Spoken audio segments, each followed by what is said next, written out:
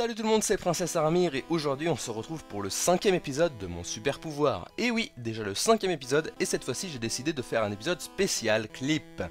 Certains clips de musique sont tournés en extérieur, parfois en plan séquence, et c'est une vraie galère de les retrouver. C'est d'ailleurs en retrouvant des lieux de tournage de clips et en les postant sur Twitter que vous m'avez donné l'idée de faire cette série qui plaît toujours autant, à la vue du nombre de photos que je reçois. Désolé d'ailleurs si je ne réponds pas à vos MP me demandant de chercher une photo en ce moment. J'ai une masse de travail assez grande avec mon mémoire de recherche de M1 et ça ne s'arrêtera qu'en juin, donc pour le moment je n'ai absolument aucun temps pour faire de la recherche de photos. Bref, assez raconté ma vie de princesse, aujourd'hui je vais vous apprendre comment j'ai retrouvé le lieu de 3 clips en allant du plus simple au plus compliqué, c'est-à-dire du clip du freestyle de l'autodérision de Squeezie à celui d'inachevé des casseurs-flotteurs en passant par la parodie du son de Niska faite par JK, aka U-Tunes. Sans plus attendre, commençons par le plus simple des trois, le clip du freestyle de l'autodérision de Squeezie. Ce petit clip de Squeezie est l'un de ceux qui a été réalisé avec le moins de moyens de sa chaîne, un peu à la cool, en plan séquence. Pour retrouver le lieu de tournage de ce clip si rapidement que vous vous en effrayerez vous-même comme moi, il faut déjà analyser les éléments de ce clip. Premièrement, non, le clip n'a pas été tourné en Autriche, même si ce panneau ressemble étrangement à leur drapeau. Mais Lucas tourne sur le quai d'une rivière ou d'un fleuve navigable, car ceci est un panneau de signalisation à destination des bateaux, qui signifie d'après Google une interdiction de passer pour les bateaux, tu te coucheras moins bête. Ce quai est tellement bondé et surutilisé qu'il y a des buissons qui poussent sur quasiment toute sa largeur, et sinon on n'a pas vraiment plus d'infos sinon la proximité de ce pont. Bien, alors comment connaître le lieu de tournage de ce clip? Pour cela il faut connaître un petit peu Squeezie et avoir un minimum de logique. Squeezie réside probablement dans l'agglo parisienne puisqu'il y travaille. Je pense donc que, vu la densité des bâtiments, on doit être dans l'agglo parisienne. Mais pas à Paris même, parce que sortez-moi un quai avec autant de buissons sauvages sur Paris, et sans aucune protection pour éviter de tomber dans la Seine. Bien, ça nous avance déjà beaucoup. Mais des ponts de la Seine, il en reste beaucoup à examiner et j'ai pas toute ma vie, alors du coup comment faire? Savez-vous, Squeezie travaille et tourne ses vidéos. Non, pas chez lui. Squeezie a un studio ici chez Webedia, comme par exemple un McFly et Carlito, et d'ailleurs le clip de Freestyle Ludico a été tourné sur le toit de Webedia, voilà, c'est cadeau, vous le savez. Or, Webedia est à Levallois-Perret. Ici, c'est ce bâtiment. Or, je rappelle que ce clip a été tourné avec peu de moyens et à la cool, ça m'étonnerait donc que la recherche du lieu de tournage a été très importante dans le cadre de ce projet, sinon ils n'auraient pas pris un quai avec des buissons qui poussent dessus. Donc, en vrai, je me suis dit que vu qu'ils se sont pas fait chier pour le projet, ils ont dû aller au plus court et tourner à l'endroit au plus proche possible de la Seine et tourner là-bas. Mais bon, de ce côté-là de la Seine, effectivement, c'est un quai trop large et trop fréquenté pour faire un plan séquence bien. Alors, allons en face et... Oh, je crois déjà avoir vu ce pont, moi. Bon, ce lieu de tournage est si paumé qu'aucune photo n'a été prise de ce promontoire ultra dangereux, mais vous reconnaissez le pont. C'est donc ici, en bas de ce mur et de cette pente et de cet escalier, que Squeezie a tourné ce clip. Clip suivant, le clip de Bobo, de JK. Bon. Vous le connaissez encore tous sous le nom de U-Tunes, mais comme il a décidé récemment de changer de pseudo, je vais respecter ce choix et ne l'appeler que JK. Voilà. JK donc a sorti en fin septembre dernier une parodie du nom de Bobo. Ici, ce n'est pas un plan séquence, donc j'ai choisi de retrouver uniquement le lieu des plans qui ont été tournés sur le vélo, sur ce chemin droit. Bien, on peut voir ici que nous nous situons dans une vallée, avec des reliefs montagneux de chaque côté, et une vallée centrale assez large. Mais, situation intéressante, cette vallée centrale est plutôt plate. En même temps, va tourner un plan séquence en vélo dans une descente. J'attends impatiemment le fou capable de faire ça sans se tuer, bref. Ça réduit déjà notre champ d'action à des zones très réduites. Il faut trouver un fond de vallée, plat, large, avec des reliefs montagneux de part et d'autre. Et moi je pense directement aux Alpes, offrant une zone compatible avec cette configuration bien plus grande que celle des Pyrénées par exemple. Mais pour aller plus loin, il faut encore connaître un petit peu JK. JK vivait dans la plus belle ville du monde, désolé, je ne suis pas objectif, aka Grenoble. Il l'a déjà dit dans plusieurs de ses vidéos et de ses tweets, donc ça peut nous donner une indication plus précise du lieu de tournage. On va pas faire 95 km quand on a un lieu de tournage à 10 km plus adapté. Or, les vallées autour de Grenoble sont plates, larges et entourées de reliefs montagneux. Les trois. Sauf qu'aucune des vallées du Y grenoblois, parce que oui, ça ressemble à un Y, voilà, n'a donc la même orientation, sinon ce serait pas un Y. Et donc, à l'aide de l'orientation du soleil, on peut déterminer l'orientation de la caméra, et donc de l'orientation de la vallée, puisque la direction de la prise de vue de la caméra est la même que celle de la vallée. Et nous sommes en journée, probablement en pleine journée, donc le soleil vient du sud, plus ou moins. Et je peux déterminer grâce aux ombres que le sud est par là, donc que la direction de cette vallée est donc plus ou moins une direction nord-ouest-sud-est. Tiens donc, une vallée près de Géville avec une orientation nord-ouest-sud-est. Ça vous dit rien? Je suis en montagne, pas au plus bas, car on voit une vallée profonde au loin. Ouais, on parle bien de la vallée que j'ai mentionnée lors de la résolution de la photo que je vous avais demandé de trouver lors du premier épisode. C'est de cette vallée-là dont on parle.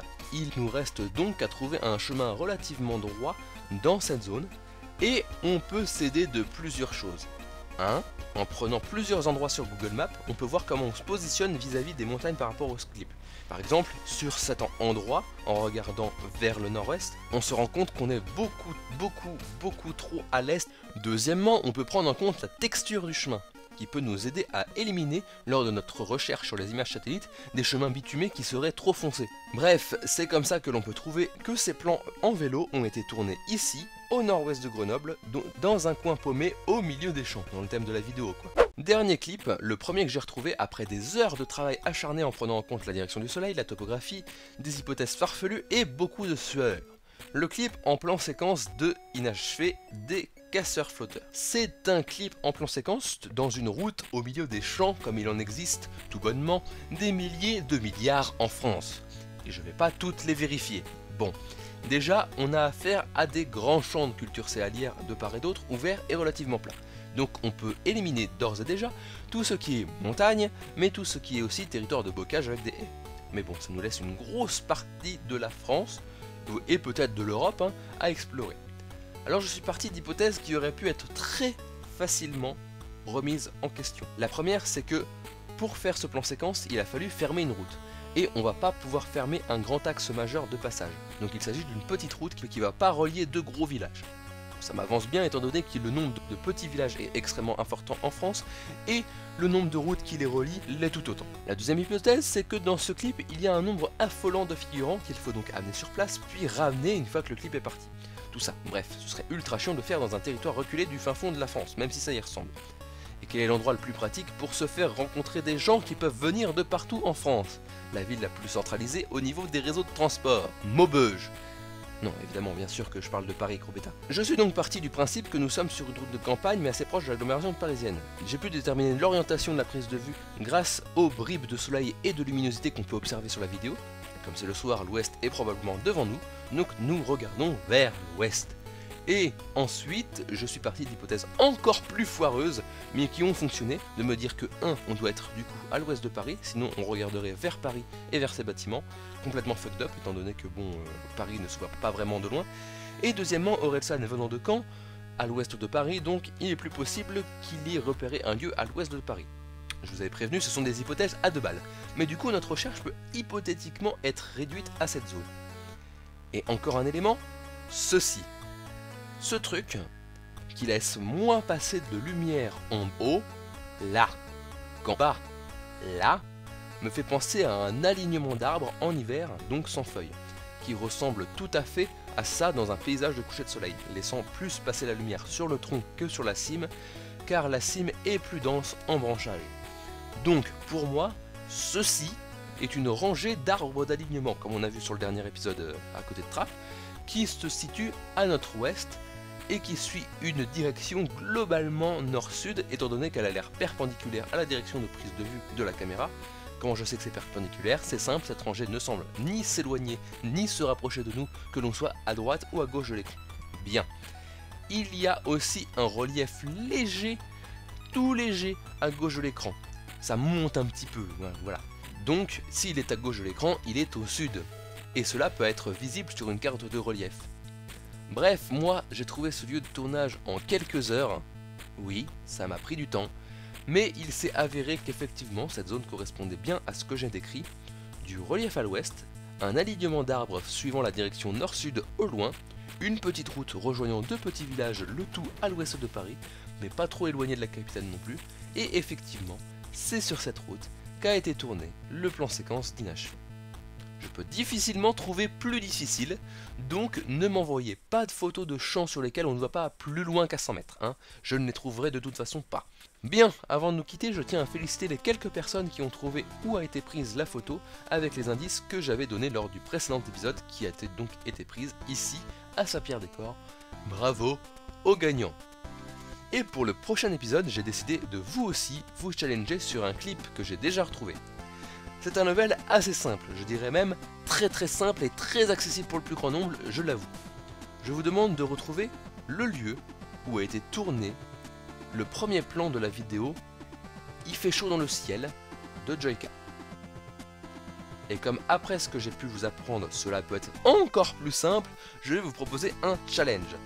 Chronométrez-vous entre le moment où vous commencez les recherches et le moment où vous faites un choix définitif sur le lieu. Si vous mettez moins d'une heure, vous commencez à apprendre correctement, mais il vous reste de progrès. Si vous mettez moins de 10 minutes, vous êtes bon. Si vous mettez moins de 5 minutes, vous commencez à être très fort. Et si vous mettez moins d'1 minute et 17 secondes sans utiliser une seule fois la barre de recherche Google Maps, c'est-à-dire le temps qu'il m'a fallu moi et dans cette configuration-là, vous avez officiellement dépassé la maîtresse princesse. Félicitations! Bonne chance à tous, mets ton score dans les commentaires, mais ne spoil pas le lieu pour que les autres puissent aussi faire leurs recherches, hein, t'es gentil. Montrez-moi que vous avez bien eu le bon résultat en MP, Twitter ou YouTube, continuez de m'envoyer des photos à retrouver. N'oubliez pas de liker si la vidéo t'a plu, de la partager en masse sur les réseaux sociaux et de t'abonner. Votre princesse vous dit au revoir et que le pouvoir de la jupe soit avec vous.